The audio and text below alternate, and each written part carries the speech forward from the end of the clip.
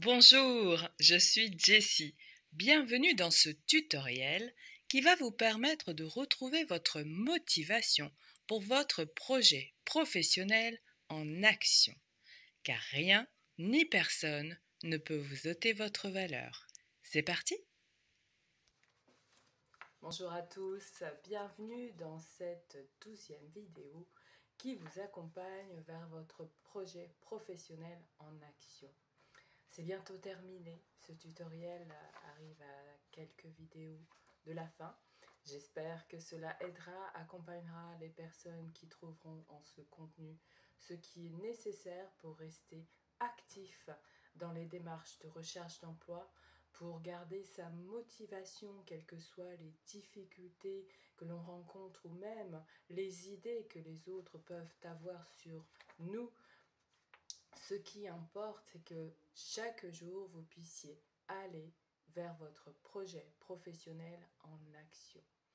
Demandez de l'aide et continuez à avancer quoi qu'il arrive, tout en prenant soin de votre santé, car, comme les anciens disaient, s'il y a la santé, vous pourrez faire encore un pas. Voilà.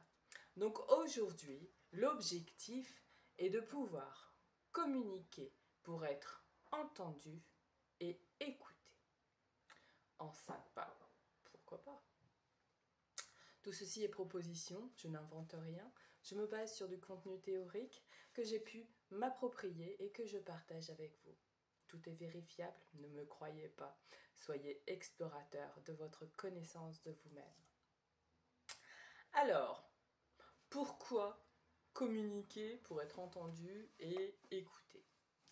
On peut parler et puis on va pas être entendu, ou alors ça va être comme un bruit qui va passer dans les oreilles des personnes à qui l'on parle et ça va passer. Et puis il y a les personnes, il y a nous qui arrivons à écouter. On appelle, il y a plus précisément une écoute active.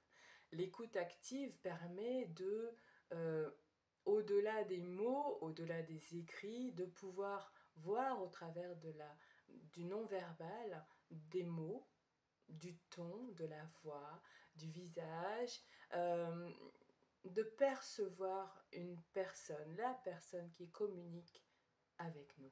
Et donc, quand on communique avec une autre personne, il faut aussi se rappeler la base, c'est que, comme une référence théorique que j'ai découvert il y a peu et à valoriser, il me semble, Éric Dacheux, et un livre à lire absolument, comprendre pourquoi on ne se comprend pas, c'est effectivement au travers des sciences, les disciplines scientifiques, que l'on peut comprendre et se rappeler des basiques.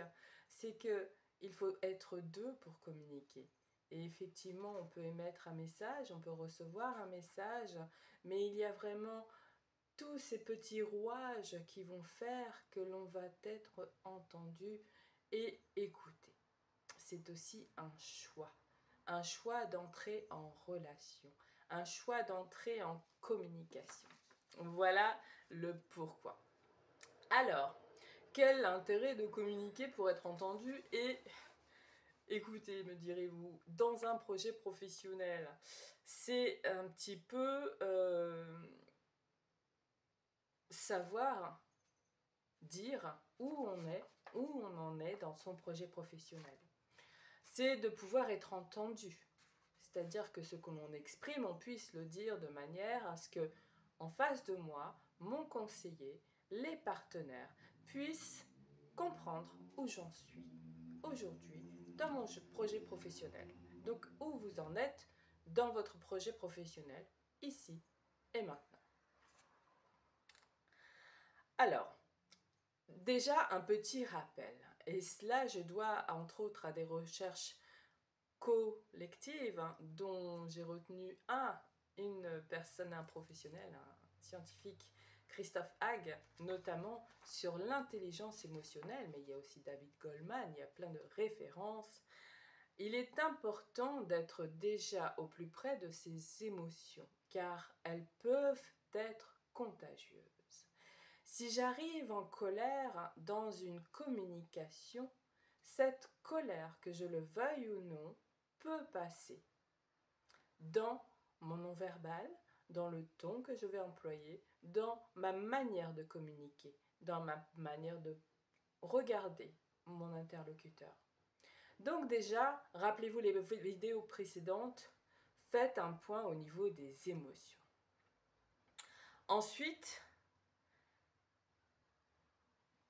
posez-les vraiment avant chaque sortie, avant chaque événement où vous aurez à partager, à exprimer vos actions, vos besoins, partager aussi ce que vous pouvez donner.